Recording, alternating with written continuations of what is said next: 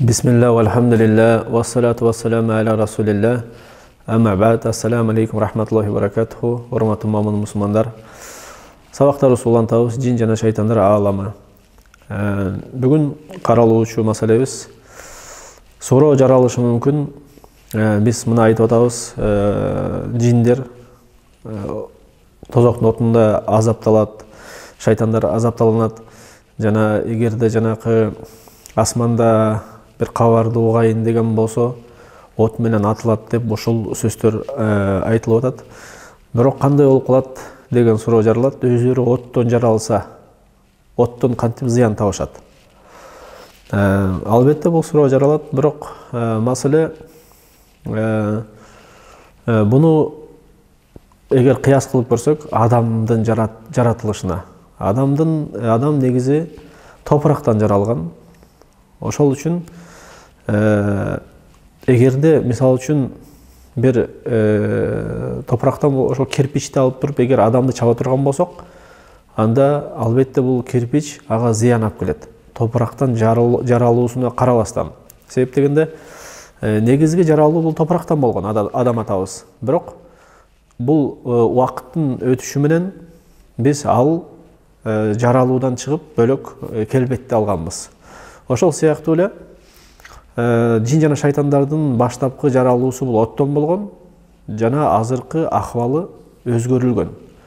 Ошол себептен кандай адам топурактан зыян тапкандай, балким эгер катуураак урса өлүп да калышы ыктымал. Ошол себептен ошондой эле сыяктуу жин шайтандар оттон дагы зыян табышат. Демек, отто азапталышат, албетте. Жана маселе бул биз айтып атабыз мурунку сабактарда, жин шайтандар адамдар сыяктуу эле булар ибадатка жаралган. Аллах Тааланын булар дагы пенделери. Жана Аллах Таала буларды бир гана ибадат кылыш үчүн жараткан. Жана булардын жоопкерчиликтери бар, албетте. Ошол нерсенин баарын эмне үчүн кабар берип атабыз? Bir түшүнүк түзөлүп, мындайча айтканда жок болуш үчүн. Бул кайсы түшүнүк? Жөөттөр менен мушриктер, периштелер, бу жиндер менен Аллах Таала менен жиндердин ортосунда бир тууганчылык бар дешкен да. Аллах Таала Куранда бул нерсени калыпка чыгарып, бул токулманы Kur'an'da aytat, As-Saffat Suresi'nin 158. 159. 160. ayatlarında alar oşol jööt müşrikler jana oşol sıyактуу kişiler, zalimler Allah Taala menен жиндердин ортосунда бир тууганчылык бар деп айтышат дейт. Бирок жиндер билишет, алардын баары тозокто чогуларын. Аллах Таала алардын баарын ушул нерсени токуп аткандардын баарын тозокто чогултат баарын. Жана буну жиндер жакшы билишет дейт шайтандар. Аллах Таала бул токумалардан, бул калыптардан аруу зат дейт. Буну ушундай токулманы, ушундай калыпты бир гана Аллах Тааланын ыхластуу пенделери гана айтышпайт. Демек Аллах Таала Кур'анда ушул түшүнүктү кескин түрдө жокко чыгарган ушул аяттарда. Ибн Касир тафсиринде айткан, мушриктер айтышкан дейт, периштелер бул Аллах Тааланын кыздары деп. Ошондо Абу Бакр радыйаллаху анху айткан экен, анда алардын энелери ким болот деп.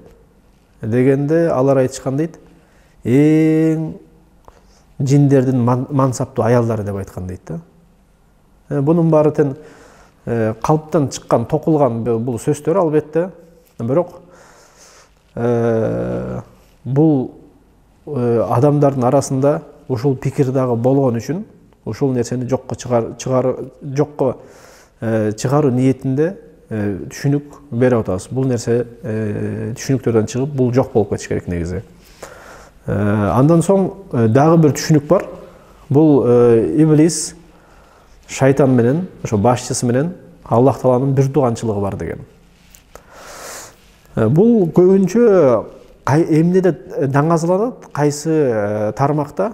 Көбүнчө кино тасмаларда, ушул фантастикалык кино тасмаларда, ар кандай ойдон чыгарган кино тасмаларда көрсө болот. Аллах Тааланы бир сакалчан, ак сакалчан, ак чачсан да улгайган бир абышканын келбетинде келтиришет.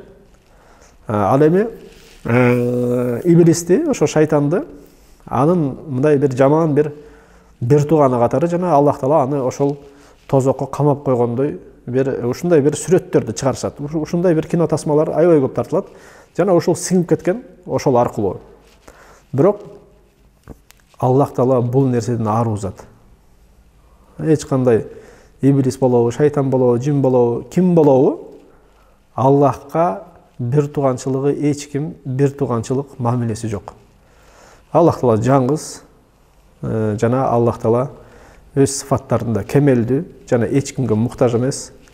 Калган бүт маклуктардын баардыгы, аламдардын баары Аллахка муктаж. Жана баары тең ким болбосун, баары Аллахка пенде болот, Аллах Тааланын маклуктары болот, жаралган заттар болот. Жана баары бир гана Аллах Таала Куранда айткандай, мен жиндер менен адамдарды бир гана мага ибадат кылыш үчүн жараткам дейт. Бир гана ибадат үчүн жаралган баары. Бул нерсени биз жүрөгүбүз менен албетте тастыкташ керекпиз. Бүт болгон ошо турпатыбыз менен ушул түшүнүктөрдү, тескери түшүнүктөрдү четке кагып, туура түшүнүктү өзүбүзгө алыш керекпиз. Жана ошого амал кылыш керекпиз. Жана бул нерсени ошол сабатсыздарга, туура эмес түшүнүктүн ээлерине жеткириш керек. Демек, бүгүн ушул чекитте токтоп турабыз. Жана адаттагындай өтүрүүчү, үйрөнүүчү дуабыз. Имам Бухаринин Ал-Адаб аль-Муфрад деген китебинде келет. Абу Хурайра радыйаллаху анхудан келет хадис.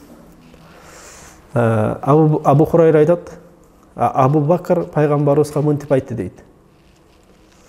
Эй Аллахтын элчиси, мени ушундай бир сөзгө үйрөтчү, мен эртели кеч ушул сөздү айтып турайын дейт. Ошондо пайгамбарыбыз саллаллаху алейхи ва саллям айтты, айткын мынабул дуаны деп, мынабул зикирди деп. Аллахумма алимал гойби ва шахада, фатирас самавати вал арда, рабба кулли шей ва малика, ашхаду ан ла илаха илля ант, аузу бика мин шарри нафси ва шарри шайтани ва ширки, ва ан aqtarифа аля нафси суан ау ажурраху иля муслим деп ошону эртең менен кечинде жана жатаарда айт деп айтты дейт. Бунун котормосу Ey Allah'ım, sır жана ачык айкын ашкере нерсенин баарын билген зат.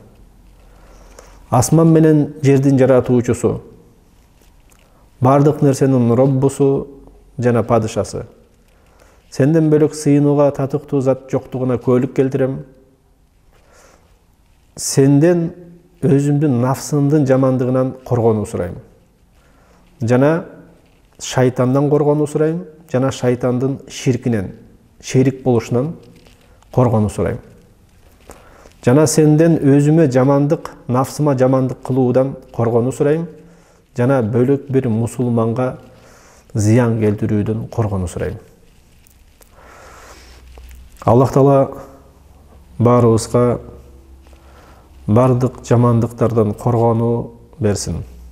Аллах Таала жин жана адамдардын арасындагы шайтандардан бизди сактасын. Аллах Таала сыйкырчылардын сыйкырынан, көрө албастардын көрө албастыгынан, ач көздөрдүн ач көздүгүнөн, айлакерлердин айлакерлик, куулук, шумдуктарынан баарыбызды сактасын. Коргонуу сурайбыз Аллах Тааладан ушул нерселерден. Жана Аллах Таала бизге береке берсин, пайдалуу илим берсин. Жана жакшылык кайсы жерде болбосун, ошол жакшылыкты бизге буйруп, ошол жакшылыкка ыраазы бололу. Subhanaka Allahumma ve bihamdik. Eşhedü en la ilahe illa ente estağfiruke ve etûbü ileyk. Görüşkünce sağ salamat olunuzlar. Assalamu aleykum ve rahmetullahi ve berekatuhu.